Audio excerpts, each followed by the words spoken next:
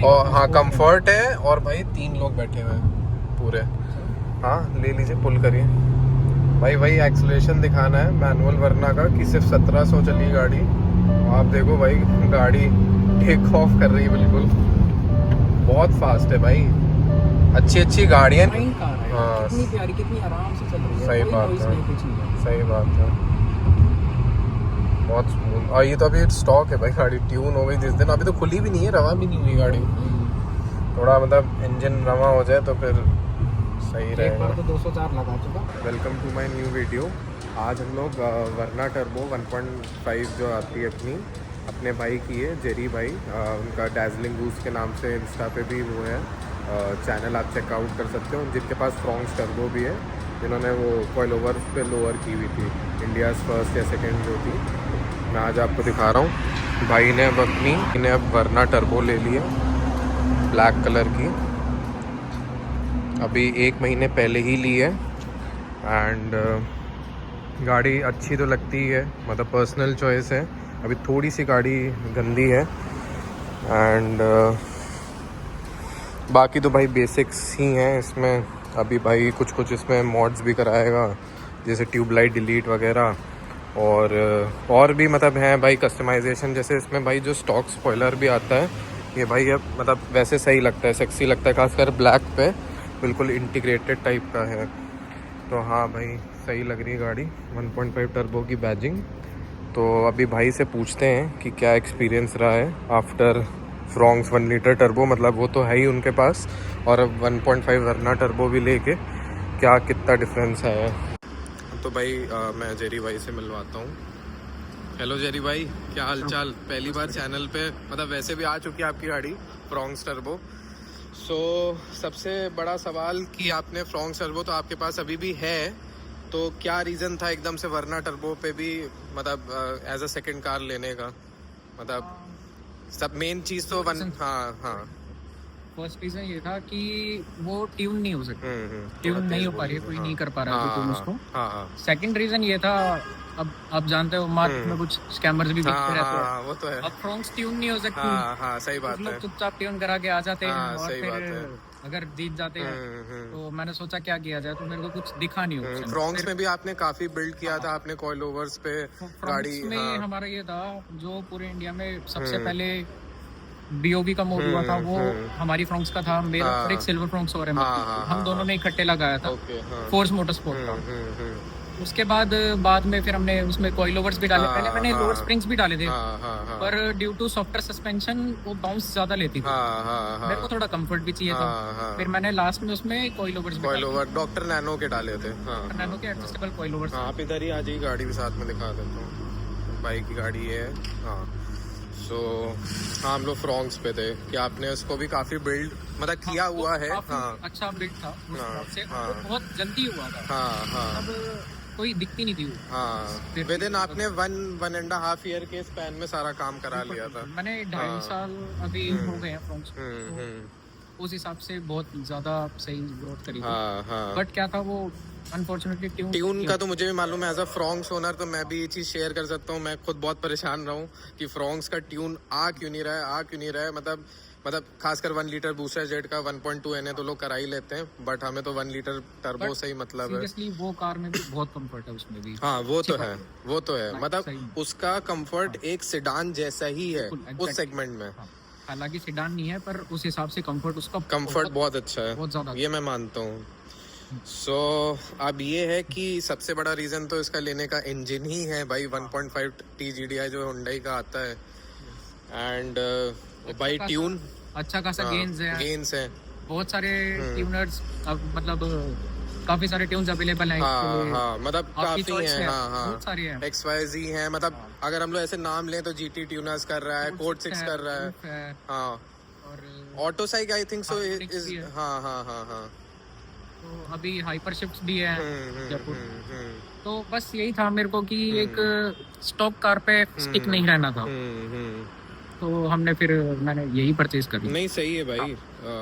गाड़ी अभी इसको भी आप धीमे धीमे बिल्कुल अभी तो आपको कितना टाइम हुआ है? मेरे ख्याल से 1 महीना हुआ है लिए 1 महीना आज पूरा हो जाता है। अच्छा, आज हो गया पूरा। आज पूरा 1 महीना इसको, मतलब आपने इधर से 2026 नए साल में ही गाड़ी ली है। तो बस यही था कि गेन्स अच्छे मिल जाएंगे इसको भी, जैसा फ्रॉन्क्स का नाम था वैसा ही इसका भी जल्दी होगा भाई। ये चीज तो आपकी सही है। 1 लीटर टर्बो में आज जो मार्केट में है फ्रॉन्क्स सबसे ज्यादा पावरफुल है इस समय जो करंट मार्केट में है, और 1.5 टर्बो में इसको कोई बीट नहीं कर सकता। बिल्कुल बिल्कुल, ये दोनों गाड़ियां ही ऐसी मतलब आपने जो दोनों गाड़ियां ही ली हैं वो अपने सेगमेंट की मतलब टर्बोज में बेस्ट कार हैं और पावरफुल हैं।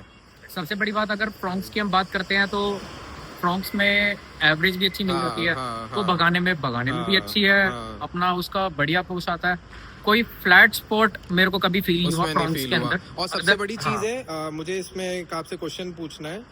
जो टर्बो में एक लोगों को दिक्कत होती है, जो लो एंड पे जो लोगों को थोड़ा टर्बो लैग फील होता है, वो फ्रॉन्क्स में नहीं था। एग्जैक्टली, उसमें बिल्कुल लैग फील नहीं होता, और मैनुअल होते हुए एंड इसमें आपको उसी में मतलब क्या चीज लगती है? जैसे बिल्कुल सेकंड गियर पे डाउन पे बिल्कुल कम पे है, या तो आदत की बात है, थोड़ा टाइम लगेगा। इसमें क्या है, मेरे को थोड़ी वो चीज थोड़ी अजीब भी लगी, ये मैनुअल है। अब मैनुअल में क्या सीन है कि आप जैसे बिल्कुल चल रहे हो ना 5 to 6 की स्पीड पे, फ्रॉन्क्स में आपको बस क्लच छोड़ना था, वो कार अपने आप क्रॉल करने लग जाती है। मैनुअल वरना नहीं कर पाते, उसको फर्स्ट गियर में डालना ही पड़ता है। ये डिफरेंस जो आप कह रहे हो, मेरे दोस्त की एक डीसीटी भी है उसके पास टर्बो, तो उसमें ये चीज नहीं दिखती है उतनी, मतलब है बहुत छोटा ही सा डिफरेंस, बट डेली लाइफ में चलाने में तो थोड़ा बहुत मैनुअल उस स्पीड पे क्रॉल नहीं कर पाती। बट दूसरी चीज एक और है, जो डीसीटी और मैनुअल का पोटेंशियल है वो एनी डे मैनुअल का भाई बेटर है।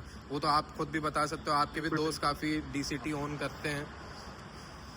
डीसीटी भी अच्छा है, डीसीटी तो मतलब ऐसे शिफ्ट्स करता है तो बहुत क्विक शिफ्ट करता है। मैनुअल में ऑब्वियसली बात है, मैनुअल है तो थोड़ा लैग होता है। अच्छा, एक चीज मैं आपसे एक सवाल और पूछूंगा।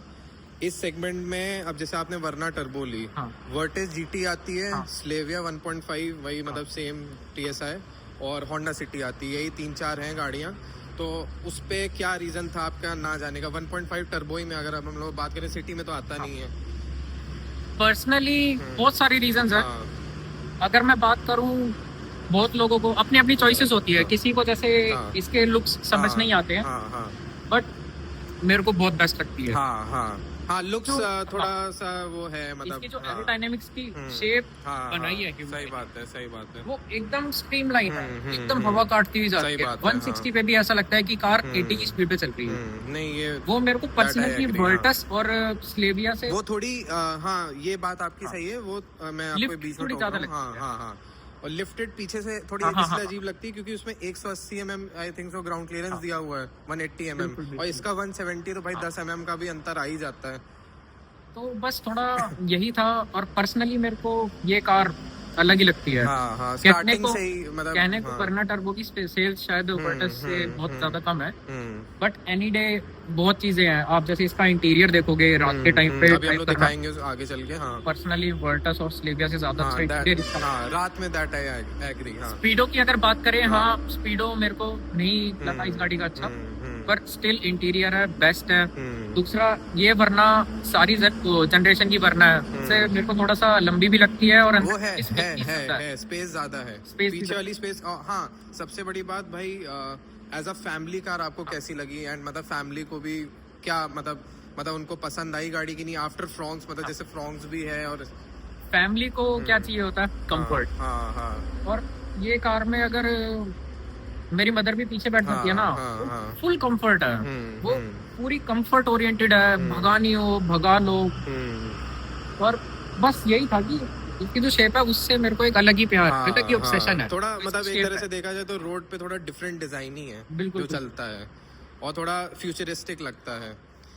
तो इसमें अगर जैसे मैं एक चीज़ ये पूछूं अपना, मतलब ऐसे कोई क्वेश्चन तो नहीं है, जैसे आपका क्या प्लान है आगे इसको चल के? जैसे ट्यूबलाइट आप मतलब बोल देते हैं लोग, मैं इसको ट्यूबलाइट नहीं बोल रहा हूँ, जैसे एलईडी स्ट्रिप है, तो क्या आप इसका बीच का ये डिलीट करोगे कि मतलब उसको हाइड करना है कि नहीं? सोच रखा है अभी। वैसे ये इसका जो मिड का पार्ट है, बहुत लोगों ने, मेरे बहुत नोन हैं, जिन्होंने ये पार्ट डिलीट किया हुआ है। राइट और लेफ्ट की डीआरएल जलती है, और सेक्सी लगती है। दूसरा फॉग्स मैंने अभी परचेज करा। हाँ, सबसे बड़ा आप लाइटिंग इशू भी आप थोड़ा अगर बताना चाहें क्या है इस पे? लाइटिंग इशू मेरे को इससे ज्यादा अच्छा स्टिल फ्रॉक्स का लगता है। हाँ, जबकि दोनों रिफ्लेक्टर बेस्ड ही हैं, कोई प्रोजेक्टर नहीं है। हाँ। इससे ज्यादा अच्छा आपको लाइटिंग का जो थ्रो है वो फ्रॉक्स में मिलेगा। हाँ, मतलब एज अ फ्रॉक्स ओनर वो मैं एग्री करता हूँ, मैंने वरना भी चलाई है, तो थोड़ा सा इसमें ये दिक्कत है। तो बस यही था, बाकी अब कराएंगे धीरे धीरे, इसको मॉड कराएंगे। और वही है, अब स्कैमर्स। हाँ भाई, स्कैमर्स तो भाई बहुत तरह के हैं मार्केट में, तो ट्यून करा के आ जाते हैं यहाँ पर। हाँ, मतलब आपका क्या एक्सपीरियंस रहा है, मतलब जैसे फ्रॉक्स से आपने किस गाड़ी के साथ सेम अगर बात करूँ भगाने में, तो मैंने पोलो के साथ भी भगाई है। पोलो के साथ भी 1 litre TSI neck to neck रहती है, ठीक है। i20 N-Line के साथ भी ठीक ठीक रहती है, कुछ इतना ज्यादा डिफरेंस नहीं था, आगे पीछे का बराबर सी रहती है। फिर आती है बलिनो आरएस। वो बलिनो आरएस तो ओजी कार है अपने टाइम की, उसमें 4 डिस्क ब्रेक्स, चारों व्हील्स में। हाँ, और दूसरा वो लाइट वेट बहुत है। अंडर उसको एक तरह से, हाँ जो आप बोल रहे हो, मैं बीच में टोक रहा हूँ, उसको अपने वेट, शेप और जो उसको डिजाइन किया गया आरएस के लिए और सस्पेंशन, तो उसको वो बहुत हेल्प करता है स्ट्रेट लाइन में, अगर वैसे देखा जाए तो। वो बहुत लाइट वेट है, तो उसको उस चीज का एडवांटेज भी मिलता है। बट डिफरेंस इज कि उसका फ्रॉक्स का जो ट्यून किया है मारुति ने, वो बहुत अलग है। वो अब फ्रॉक्स का अगर वेट देखते हैं तो 1030 तो है ही, मतलब 1000 से ऊपर तो है ही। बिल्कुल बूस्टर जेट का खासकर 1000 से ऊपर बिल्कुल है। और बलिनो आरएस से ज्यादा वेट है, तो भी बलिनो के बिल्कुल नेक टू नेक चलती है। ये कहने का सिर्फ एक मिथ है कि बलिनो आरएस फ्रॉक्स को स्टॉक टर्म्स में बीट कर पाएगी, ऐसा मेरे ख्याल से। अगर वेल मेंटेन कार हो तो वो ऑब्वियस सी बात है, बराबर दोनों नेक टू नेक चलती हैं, जो कि भाई बहुत बड़ी बात है। पोटेंशियल की अगर हम बात करते हैं, जैसे 180-90 हो गया, अब वहाँ पे मेरे को थोड़ा सा डाउट है कि एरोडायनामिक आरएस को भी काम करेगी, हो सकता है वो उस स्पीड पे आगे जाए। और भाई सबसे बड़ा डिफरेंस एक और है, BS6 BS4।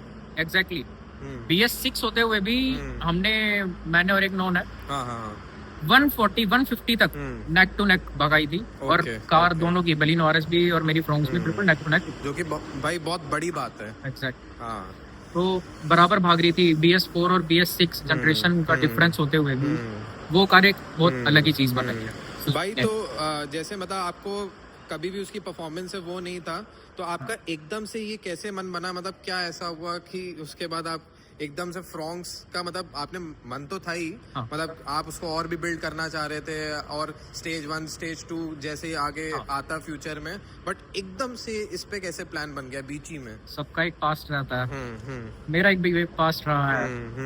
कोई नॉन है, मैं नाम नहीं लूंगा। वो स्टॉक टू स्टॉक में हमारी दोनों की कार्स बराबर भाग, पर वो पता नहीं क्यों ये चीज एडमिट नहीं करता था। हर बार कहता था कि मेरी कार में ये दिक्कत है, वो है। और बाद में कहने लगा कि हाँ मेरी कार अब ओके है, आ जाओ। और बहुत बाद में जाके थोड़ा मेरे को भी रियलाइज हुआ वो कार अब स्टॉक नहीं थी उस टाइम।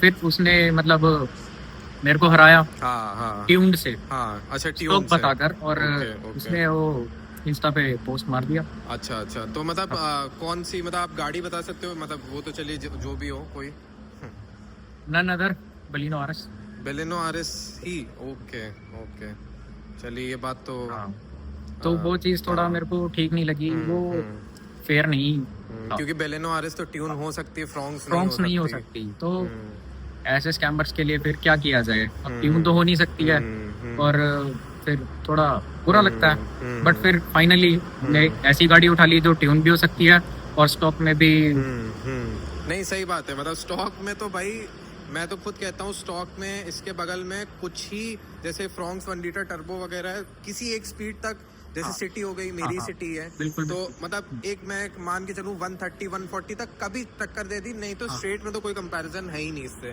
किसी भी गाड़ी का उस सेगमेंट में, और नीचे वाले में तो है ही नहीं। बाकायदा अगर मजा मेरे को आया फ्रॉक्स के साथ रोलिंग करने में, तो तुम्हारी सिटी के साथ आया है।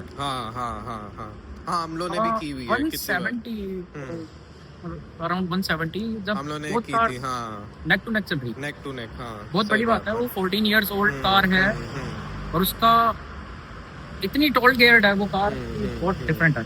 सही बात है, यू आर राइट। अच्छा, आपका शायद जितना मैं जानता हूँ, हम लोग की तो बातचीत होती ही रहती है, तो आपका कुछ बीच में ऑक्टेविया का भी प्लान था? हाँ, मतलब क्या आपका एकदम से इसमें भी क्या डिसीजन रहा?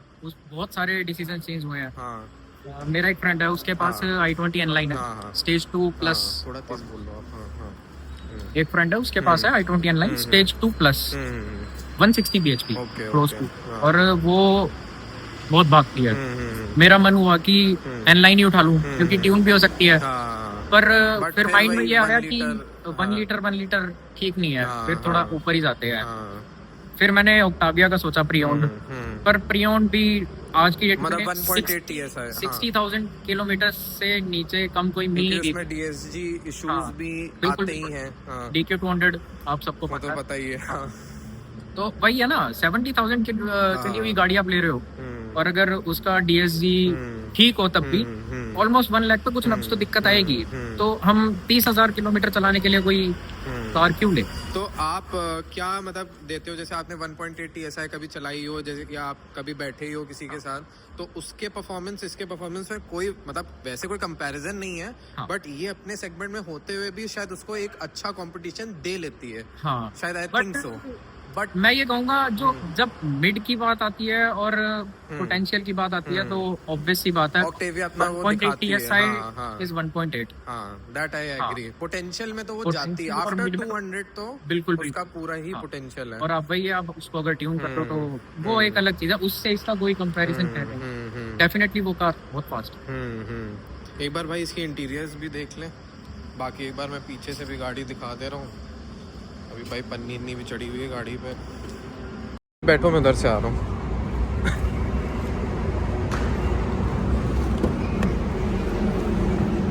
भाई इंटीरियर्स तो इसके खूब बढ़िया ही हैं। सबसे पहले तो एम्बिएंट लाइटिंग, ये डोर पैनल्स में जो इन्होंने डिजाइन दिया है वो बहुत अलग है। इसी की वजह से मेरे को इंटीरियर इसका बहुत पसंद है। नहीं ये तो है भाई, बढ़िया है। अच्छा, इसमें वाले साइन भी आते हैं, सीट बेल्ट किसने क्या लगाई है कि नहीं। बिल्कुल बिल्कुल। सेकंड थिंग ये है कि अभी तक तो मैंने वैसे मैजेंटा कलर ही कर रखा है। अच्छा अच्छा, आप इसमें कोई भी कलर अपना सेट ओके। कर सकते हाँ वो तो कलर चेंज भी हो जाता है, और अच्छा अकॉर्डिंग टू ड्राइव मोड भी हो जाता है। कस्टम बिल्ड है ये सारा। आप ओके, कोई भी ओके। कलर सेट कर सकते हो, यहाँ पे अपना कस्टमाइज कर भी सकते हो। काफी कलर्स हैं। हाँ बट मेरे को पर्सनली ये चीज बहुत अच्छी लगती है। Okay okay. हाँ लिंक टू ड्राइव मोड, वही अपना कंफर्ट मोड हाँ है कार। हाँ हाँ तो आप जैसे अगर स्पोर्ट मोड हाँ डालते हो तो सारा हाँ। जो अच्छा, तो इंडिया पूरा का उस red हो हिसाब जाता से। हाँ भाई बढ़िया लग रहा है, है। जो हाँ। रेड हो जाता है। और रात के टाइम इस चीज की फील बहुत अलग फील है। नहीं रात में तो एनी डे, जैसे अभी हम लोग बैठे हुए हैं, हल्की लाइटिंग भी है, तो भाई इंटीरियर्स तो इसके बहुत सेक्सी हैं। बिल्कुल बिल्कुल। जैसे आप हाँ हल्का सा एक बार रियर लेके एक नॉर्मल एक ऐसी चक्कर मार लेते हैं आराम से।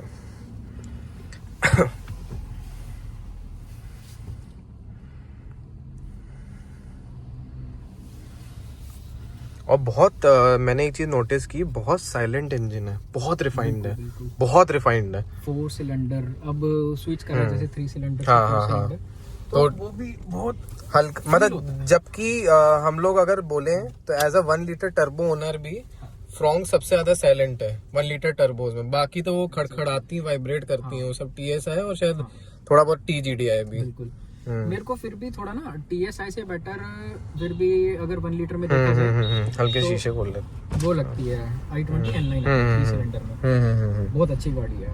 हाँ नहीं ये तो है, i20 N-Line उन्होंने काफी कंप्लीट। हाँ है जो उसका सस्पेंशन है, हाँ। 4 व्हील डिस्क ब्रेक्स और हैंडलिंग पावर सब जो पुट ऑन करती है। हाँ और पावर की बात करें तो पावर इसमें भी कम नहीं है भाई, इसमें तो कहीं से आएगी नहीं। ये देखो भाई एकदम से उठती है, हो गया एकदम से। भाई ये तो लीग अहेड ही है, मतलब इस आप हल्का सा आगे ले लो, फिर आगे से यूटर्न ले लेंगे। ठीक है। ये तो भाई लीग अहेड है। अब जैसे अपना ये लैग नहीं लगेगी। अच्छा, इसमें लाइट भी अपनी वही LED वाली है। हाँ अब अगर मैं पुश करता हूँ तो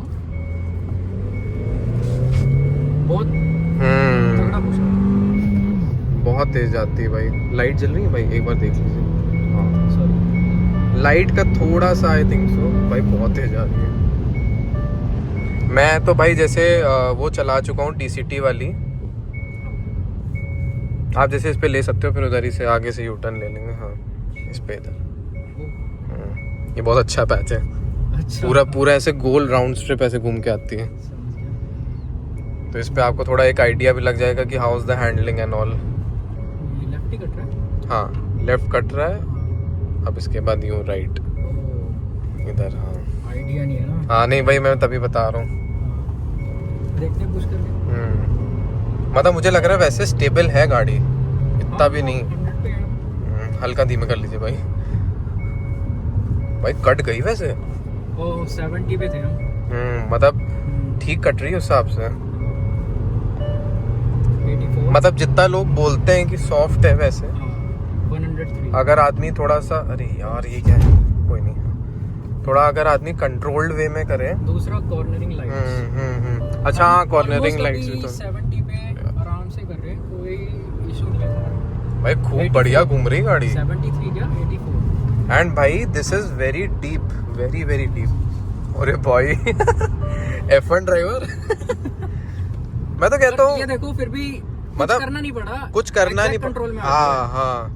एंड मेन बात ये है, सबसे बड़ी चीज भाई, कि अभी इसमें स्टॉक टायर्स हैं। अभी आप टायर्स भी अपग्रेड करने का सोच रहे होगे कुछ टाइम में। सो जो आप अपग्रेड करोगे तब तो जो होगा हम लोग दिखाएंगे। वैसे आपने क्या सोचा है कि सीधे सीधे?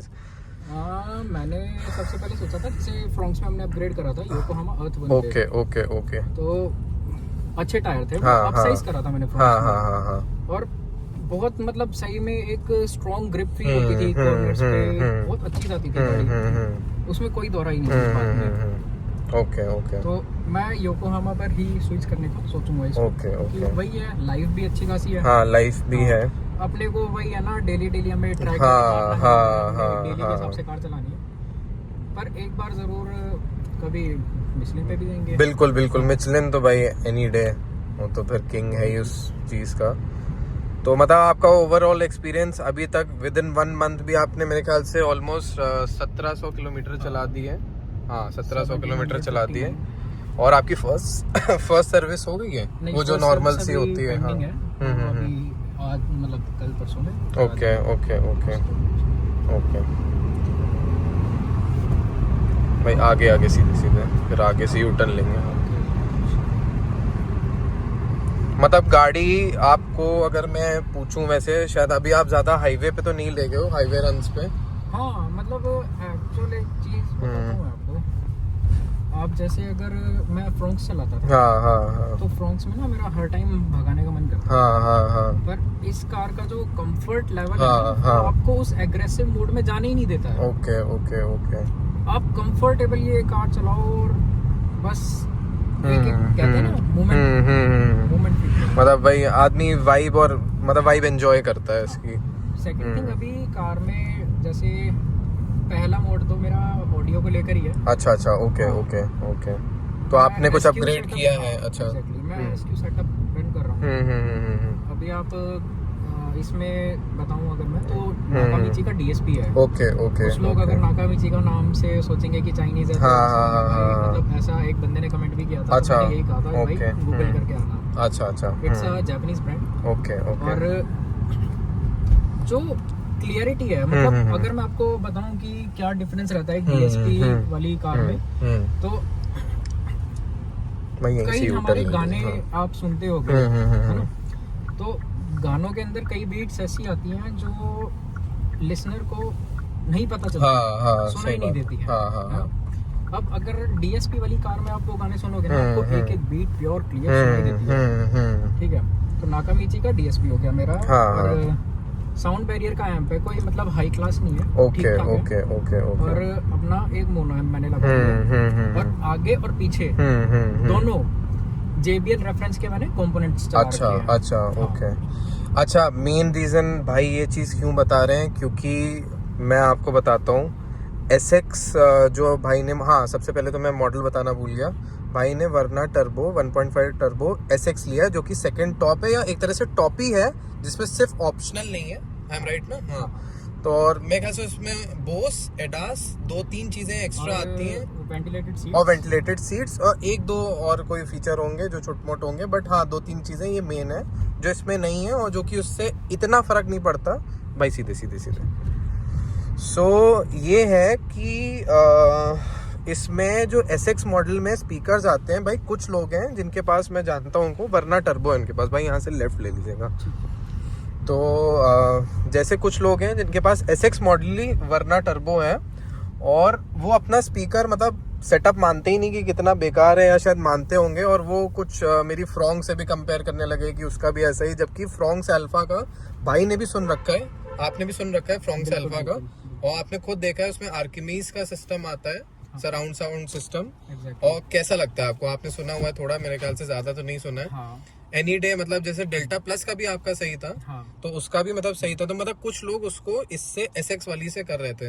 आप बताओ SX का जो स्टॉक स्पीकर आया था कैसा था आपके इस वाले मॉडल का, अपग्रेड करने से पहले जो स्टॉक कंपनी से आया था? अगर मैं बात करूँ ना तो काफी चीजें इंक्लूड हो जाती हैं, जैसे आपका कैबिन भी इंक्लूड होता है, कैबिन का भी बहुत बड़ा रोल है। NVH लेवल्स की बाहर की नॉइज लेवल स्टॉक में जो मैंने फील करा वो इतना मजेदार था नहीं। मैंने भाई खुद मतलब मैं आपकी गाड़ी का तो नहीं सुना है, बट जैसे आपके और भी हैं उस मॉडल की, भाई उसमें जब वो गाना बजता था फट फट फट फट करता है, और वो ये ऐसे वाइब्रेट, ऐसा लगता है घट, बिल्कुल बेस ही नहीं है उसमें, तो वो चीज खराब लगती है।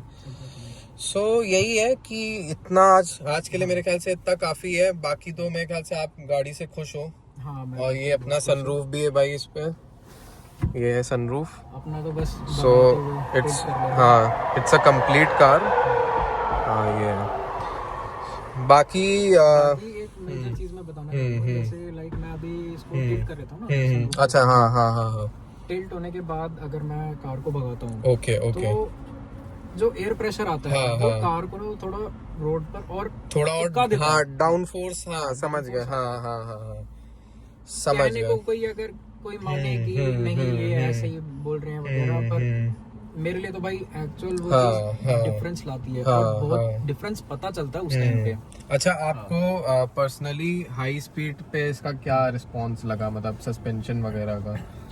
सेम एज फ्रॉन्क्स, उसमें भी सॉफ्टर सस्पेंशन है। हाई स्पीड पे अगर रोड थोड़ा मतलब इसमें क्या ज्यादा बम फील होता है, या उसमें कम होता था, या कैसे, क्या मतलब इसमें बम्प्स हाई स्पीड पे? इसमें मेरे को bumps as compare to Fronx ज्यादा फील होते हैं। ठीक है, सबसे पहले चीज NVH लेवल्स होते हैं, और सेडान में सबसे कम तो इसी में पता चलता है, जैसे मैं सिटी में फील होंडा सिटी भाई वाली जो होंडा सिटी है उसमें भी एरोडायनामिक्स कमाल के, और इसमें भी वो तो भाई है, मतलब दोनों ही प्रोडक्ट्स अपने अपने लीग में अच्छे हैं। एंड एक मुझे लास्ट सवाल और करना है, क्या कहते हैं, related to brakes after Fronx, as a Fronx owner या एज अ नॉर्मल, वो भी कि और भी आपने सेडान वगैरह वर्टिस वगैरह चलाई हो कभी, या जो भी, तो आपको इस या सिटी कैसी ब्रेक्स हैं इसकी इन कंपैरिजन? थोड़ा मेरे को ब्रेक्स तो अच्छे हैं, पर क्या होता है कभी कभी Hyundai का ABS उस हिसाब से ये काम नहीं करता है हाई स्पीड पे। जैसे कभी कभी मैं फील करता हूँ कि पैडल बहुत एक लिमिटेड मिनिमल सेकंड्स के लिए पैडल लॉक भी होता है गाड़ी का, फिर वो दोबारा से अंदर जाता है। तो उस टाइम पे क्या होता है कि अब हम नॉर्मल चला रहे हैं अगर 40 के आसपास और ब्रेक को टच कर दें, तो इसका जो ब्रेक्स का चक है वो बहुत अच्छा है, पर हायर स्पीड के लिए नहीं। ऐसा कभी कभी मेरे को फील होता है कि सिटी के अंदर ना ही भगाओ तो ही ठीक है। और फ्रॉन्क्स में ये चीज नहीं थी, वो रुकती थी गाड़ी। ओके। तो यही है अपना भाई, तो यही है कि बाकी तो भाई जो भाई अपग्रेड्स करेंगे वो आपको हमारे चैनल पे दिखते रहेंगे, रिलेटेड टू सस्पेंशन वगैरह अगर करते हैं आगे। बाकी तो अभी गाड़ी भाई ऐसे ही एंजॉय कर रहे हैं, जो भी अपग्रेड्स होंगे तो बाकी मैं अपडेट करता रहूँगा। सो फिर भाई नेक्स्ट वीडियो पे मिलते हैं।